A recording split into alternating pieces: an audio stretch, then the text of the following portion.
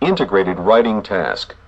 This task gives you the opportunity to demonstrate your ability to show that you can communicate in writing about academic information you have read and listened to. You will read a passage about an academic topic for 3 minutes, and then you will hear a short lecture related to the topic. Then you will be asked to summarize the points in the listening passage and explain how they relate to specific points in the reading passage.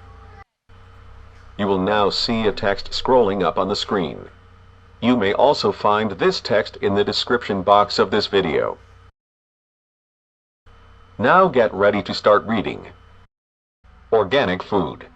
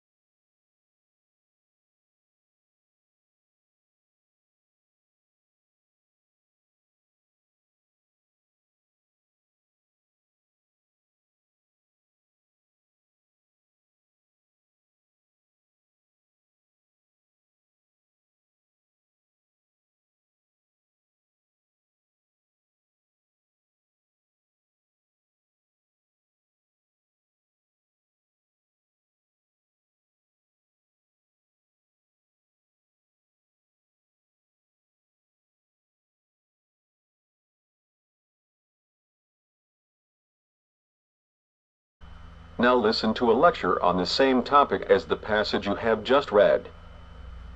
I want to clear up a little debate that's been going on recently. You've all probably noticed the appearance of organic fruits and vegetables in supermarkets, right? Well, people tend to believe that organic produce is healthier than traditionally grown produce. After all, that's why they purchase them.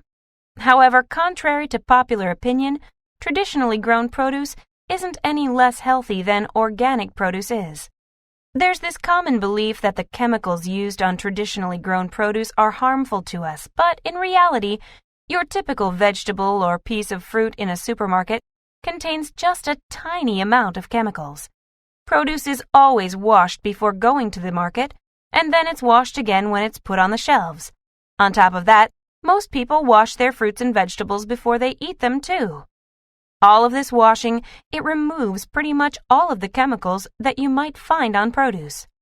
And even if the produce wasn't washed all of these times, it would still probably be okay for you to eat. See, these chemicals haven't even been shown to be harmful to humans in huge doses. Either way, you're not likely to ingest harmful chemicals from traditionally grown produce. In addition, in order to protect the environment from being negatively affected by these chemicals, there are lots of laws that limit the type and amount of chemicals that can be used on produce. In fact, really strict laws will penalize farmers if they happen to pollute any water sources with their chemicals. There are also very few recorded instances of agricultural pollution, and, in general, farmers are extremely careful with this kind of thing. The concerns about chemical pollution are understandable, but they're not very likely to occur. Finally, the chemicals of traditionally grown produce don't have much of an effect on the environment around them. They are designed to target only specific weeds and insects, not other plants and animals in the area. Studies have even been performed which have proven that these chemicals are not that harmful to the surrounding ecosystems. Now, I will admit that farms that are not managed properly can have a huge impact on the surrounding areas, but this goes for organic and traditional farms alike. The chemicals themselves really don't make a farm's environmental impact any worse at all. When you look at all of the factors involved, you'll realize that the chemicals used on traditionally grown produce are virtually harmless to all but certain pests. So the next time that you're all out shopping for food, don't worry about choosing traditionally grown produce over organic produce. They're both just as good. Now get ready to answer the question. You will have 20 minutes to plan and write your response.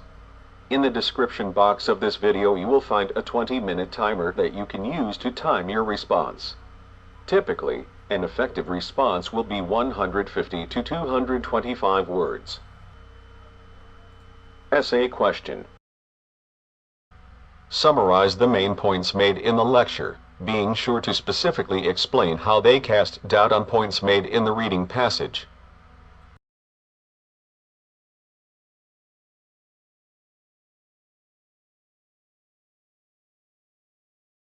Do you need someone to help you evaluate your answer? If so, send us an email and we'll gladly take a look at your response. You could find our contact info in the description box below. Thank you for watching our video. And remember, score well, go anywhere.